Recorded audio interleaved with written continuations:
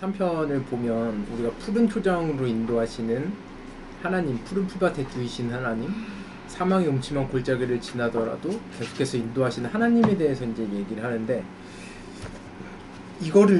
그런 하나님을 우리가 만나려면 어떻게 해야 될까?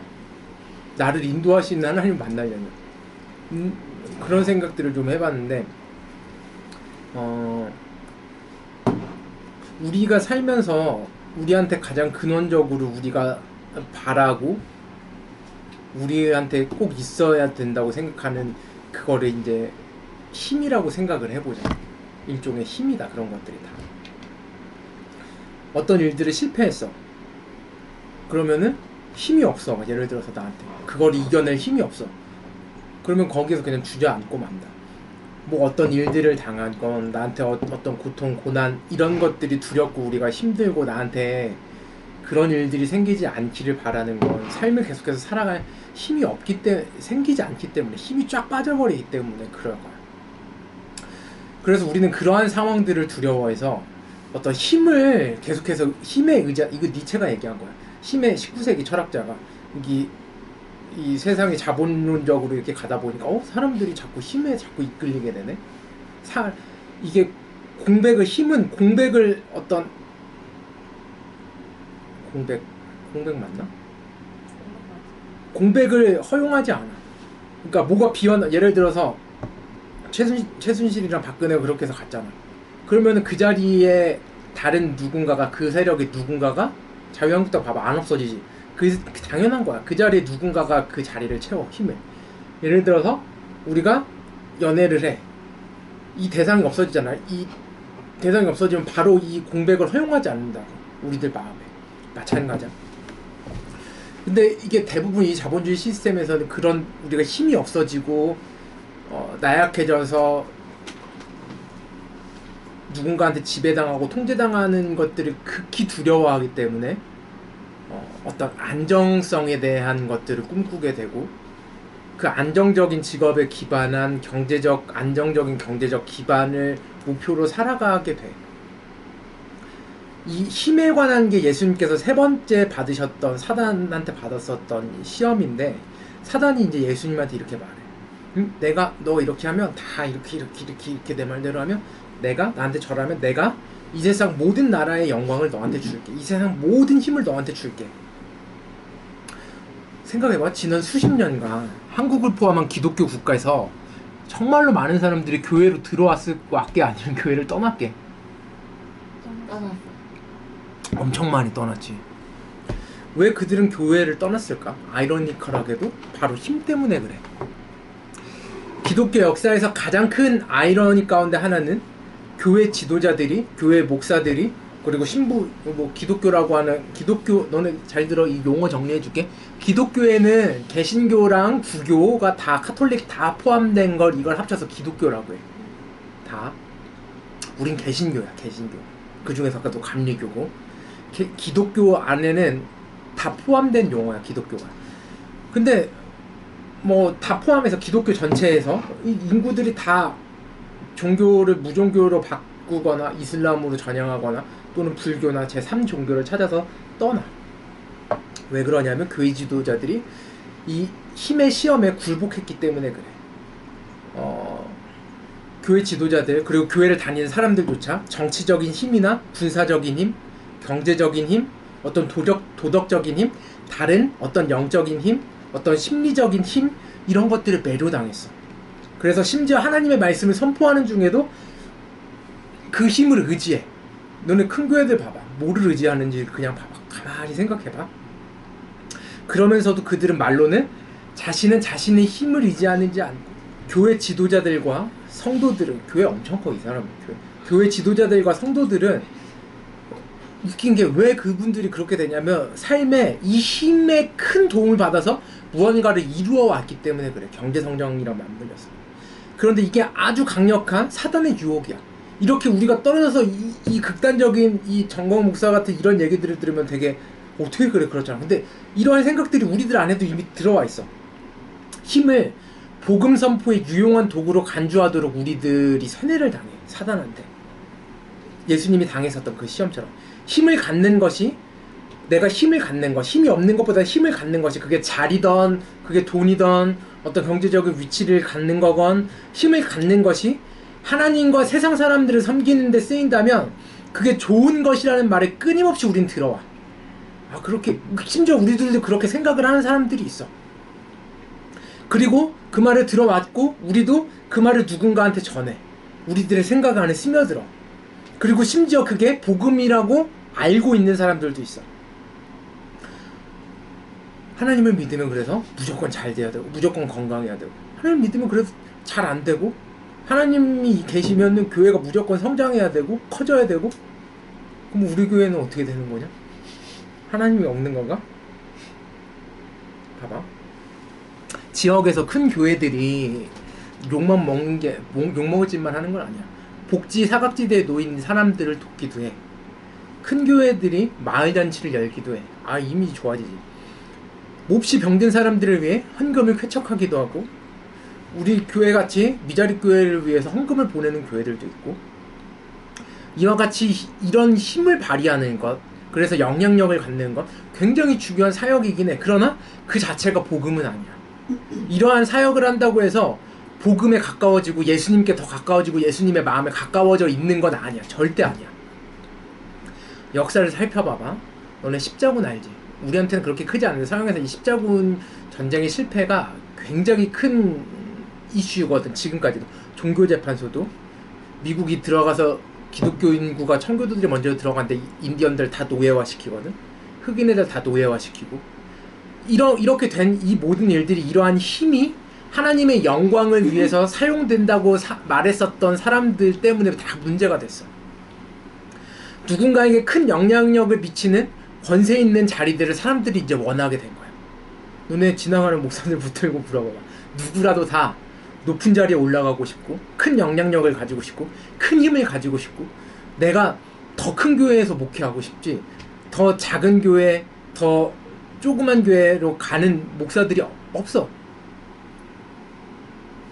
세상 사람들과 전혀 다르지 않은 거야. 아니, 오히려 그들보다 더 심각할지도 몰라. 뿐만 아니라 힘을 갖고 싶은 교회와 장로들과 성도들은 하나님의 집을 점점 크게 지어. 교회들은 저마다 더 화려하게 더 크게 지어. 세문안교회 봐라. 참 부끄럽다, 부끄러워. 양심까지도 도덕적으로 조작하는 일도 망설임 없이 그냥 해. 16세기 종교개혁, 20세기 거대한 세속화 등과 같은 교회사에서 큰 위기를 불러일으킨 주요 원인은 가난하고 힘없는 예수 그리스도를 따른다고 자처하는 사람들이 행사한 바로 그 힘 때문에 생겼어. 우리가 힘에 대한 유혹에 그토록 쉽게 무너지는 이유가 무엇일까? 너네들도 이 힘을 갖고 싶은 유혹에 계속해서 놓인단 말이야. 그리고 내가 힘을 가지면 안심하고 하나님을 더 이상 찾지 않아. 그러니까 이 힘을 다들 갖고, 이 안정성에 갖고, 이게 거기에 완전히 빠져서 매몰돼서 다들 살아간단 말이야.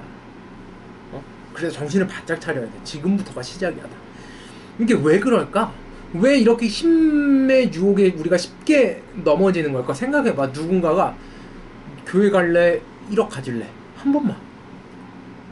그러면 너네 어떻게 할래? 망설임 없이 1억이지. 한 주 빠지는 건데. 너무 어떻게 생각해?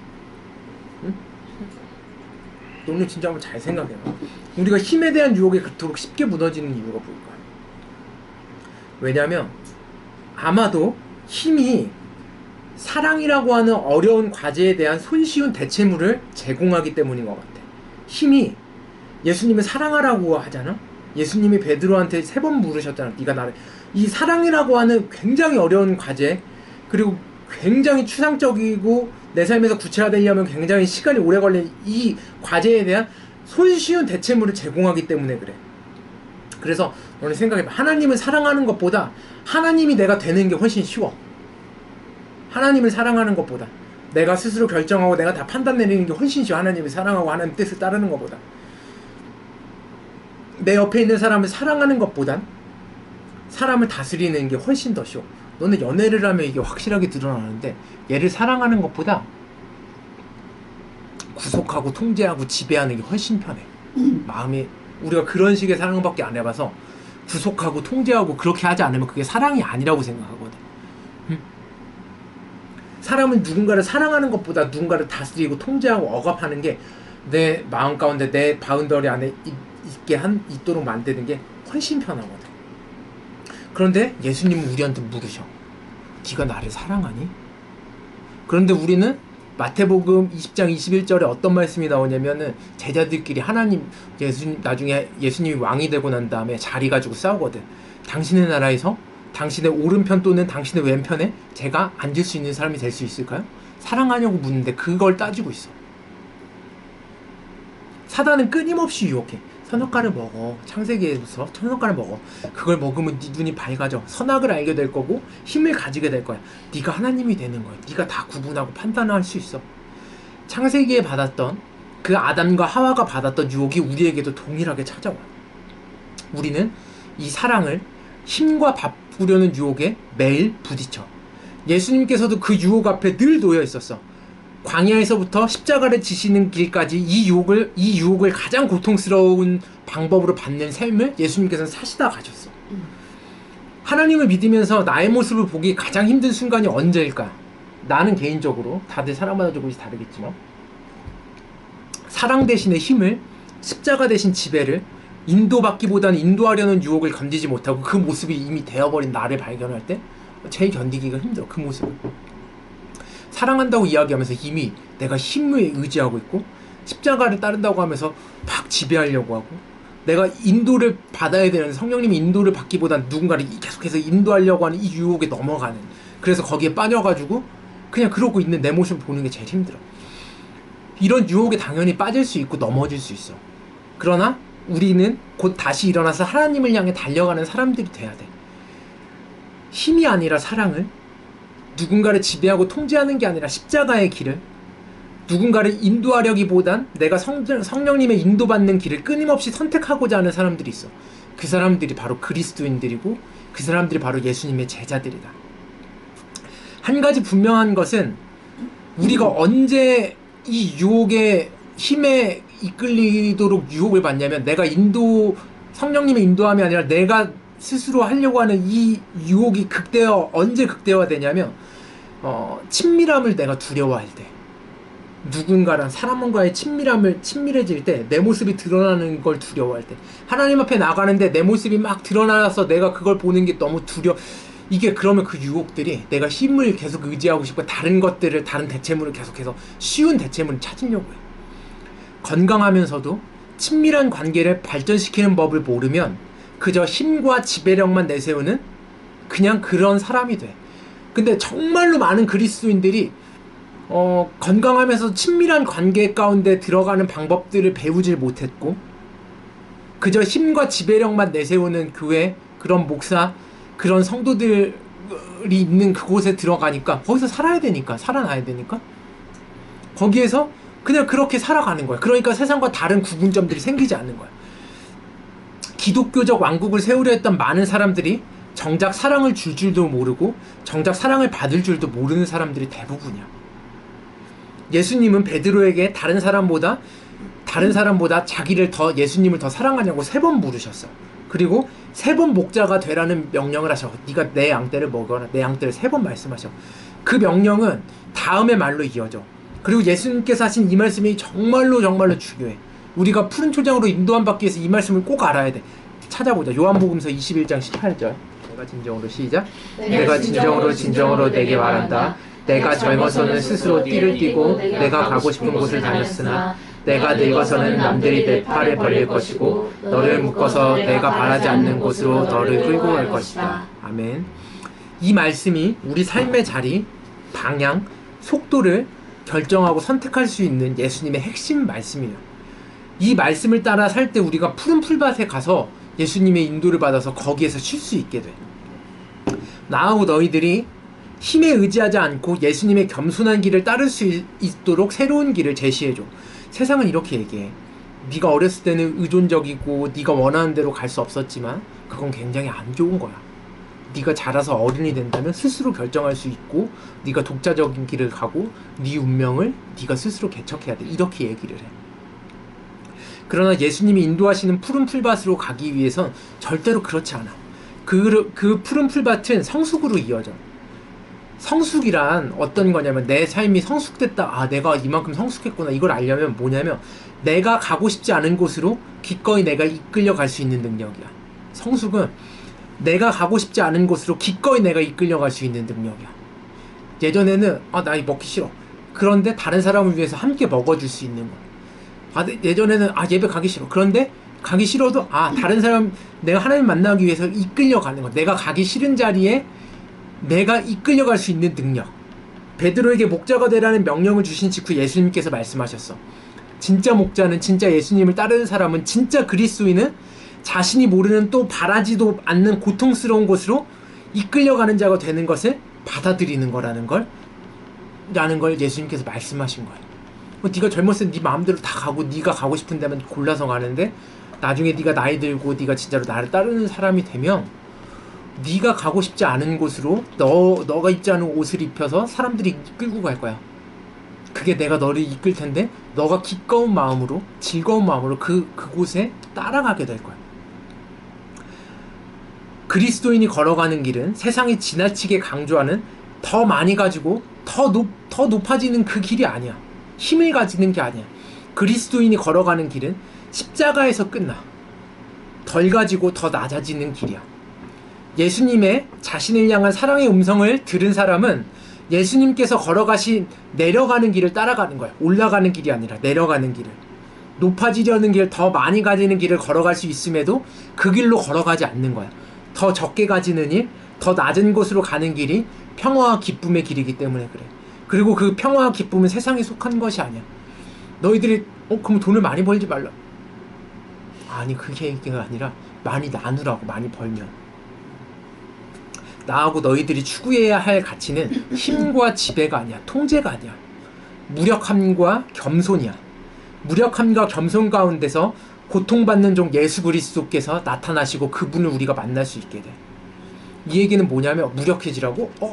그러면 내가 처한 환경에서 그냥 수동적으로 희생물이 돼서 어쩔 수 없어. 이렇게 포기해서 그냥 이렇게 하고 유약하고 그냥 포기의 상태로 있는 그 상태를 말하는 게 아니야.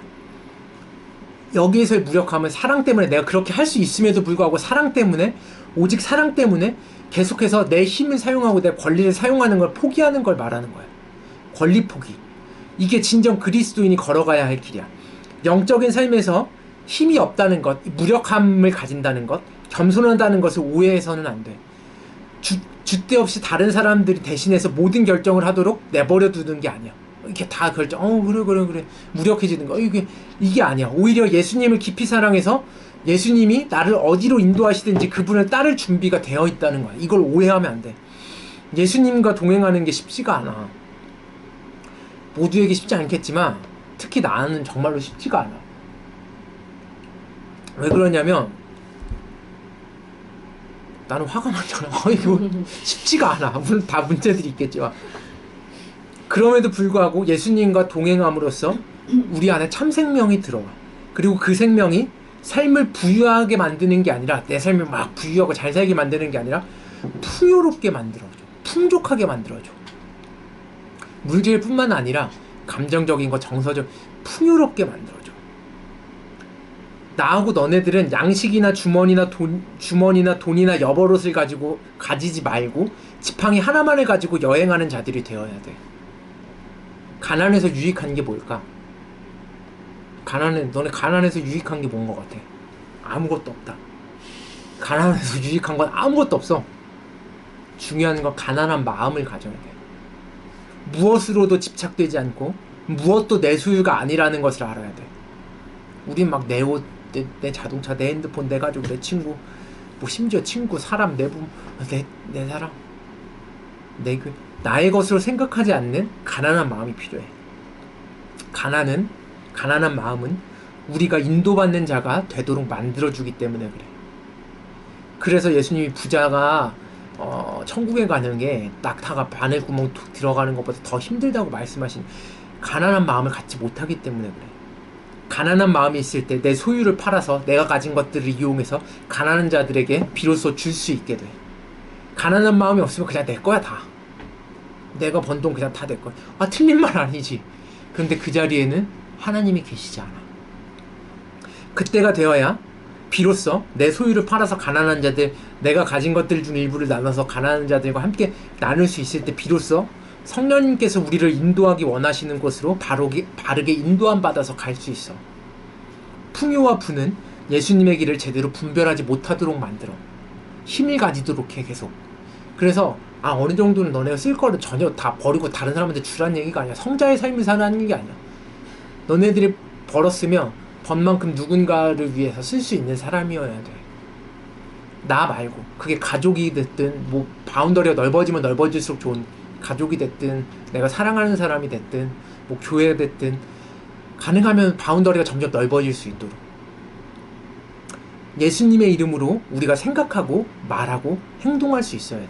이런 일들을 하기 위해서 예수님의 인도함을 받기 위해서 예수님의 이름으로 생각하고 말하고 행동해야 돼. 하나님께서 내 삶에서 교회에서 가정 가운데서 역사 가운데서 어떻게 역사하시는지 분별해야 돼. 너는 기도만으로는 안 돼. 꼭 분별해야 돼. 분별한다는 건 생각을 해야 돼. 내 삶에서 일어나는 일을 십자가로 그리고 그 십자가에서 부활로 어떻게 연결되는지를 볼 수 있어야 돼. 내가 늘 얘기하지만 우리가 대부분 운명론에 붙잡혀 있거든. 이건 어쩔 수 없어. 전혀 그렇지 않아. 우리 삶에서 일어나는 어떤 작은 일도 내가 숨쉬고 내가 결정한 어떤 작은 일에도 운명이거나 우연은 없어. 하나님의 인도하십니다. 운명론, 그 일을 하다가 잘 안 됐을 때 패배주의, 우연하게 어떤 게 됐다는 우연론, 통계학, 뭐 확률 이런 걸로 내 삶을 바라보고 그게 사실이라고 믿게끔 하는 일로부터 벗어나야 돼. 행운, 운, 악운 등으로 삶을 바라보는 것은 그게 일종의 절망적이고 수동적인 태도야. 하나님은 우리가 그런 것들에 끌려서 살라고 우리들 이 땅에 보내신 게 아니야. 적극적으로 내 삶에 계신 하나님을 바라봐야 돼. 그렇지 않으면 저 세상 사람들과 하나도 다를 게 없게 돼. 고통, 고난, 죽음과 같이 피할 수 없는 상황에 직면해서 사람들은 다 체념해. 냉정한 무관심에 빠지게 돼. 이거 어쩔 수 없다. 그냥 체념하고 그냥 그게 근데 받아들이는 게 아니야. 그러나 그리스도인은 그 안에서 하나님께서 계심을 함께 이 안에 계심을 보는 사람들이야. 아주 작은 숨쉬는 일에서부터 모든 삶의 사건 하나하나가 그리스도의 가슴 속으로 인도해주는 기회야. 우리가 그리스도를 만나게 해주는 예수 그리스도의 마음을 가지게 하는 기회들이야. 이 기회들을 놓치지 말아야 돼. 이 인도함을 받아야 돼. 예수님의 마음을 가지고 일상의 고통이나 기쁨 같은 현실들을 깊이 있게 생각하는 게 필요해. 너희들이 생각하는 것보다 우리들 삶에서 일어나는 게 훨씬 깊이 있다. 다 이유가 있고 하나님의 일은 눈에 잘 보이는 일들이 있어. 눈에 확 띄게 이거 하나님이 하셨구나 보이는 일들이 있어. 그러나 하나님의 임재는 하나님께서 하시는 일들의 대부분은 그리고 하나님께서 내 삶에 임재하고 계시는 것들은 종종 숨겨져 있어서 우리가 힘써서 찾아야 되고 생각해야 되고 분별을 해야 된다고. 왜 그러냐면 세상에 시끄럽고 떠들썩한 소리들 때문에 우리가 하나님의 온화하고 사랑스러운 음성을 듣지 못하도록 방해하기 때문에 그래. 그게 소리들이 다 섞여 있어서 어떤 게 진짜 하나님의 소리인지 구분을 못한다고. 그럼에도 불구하고 그리스도인은 이 음성을 들을 수 있고 이 음성을 듣고 위로와 평안을 그 안에서 얻어. 듣지 못하는 자들의 귀를 열어서 이 음성을 듣도록 돕기 위해 너네들을 다 부르셨어. 하나님이 예수님의 마음을 받기를 바란다. 그래서 힘이 아니라 누군가를 지배하는 게 아니라 예수님께서 우리를 보내셨을 때 물으신 것처럼 베드로에게 물으셨던 것처럼 네가 정말 나를 사랑하니? 사랑을 힘으로 대체하지 않는 사람들이 되길 바래. 그러면 다윗이 경험한 것처럼 예수님께서 우리가 어떤 고난과 어떤 어려움 가운데서도 인도하시는 그 하나님을 볼 수 있게 돼. 그 하나님을 꼭 만나게 되길 바래. 찬양합시다.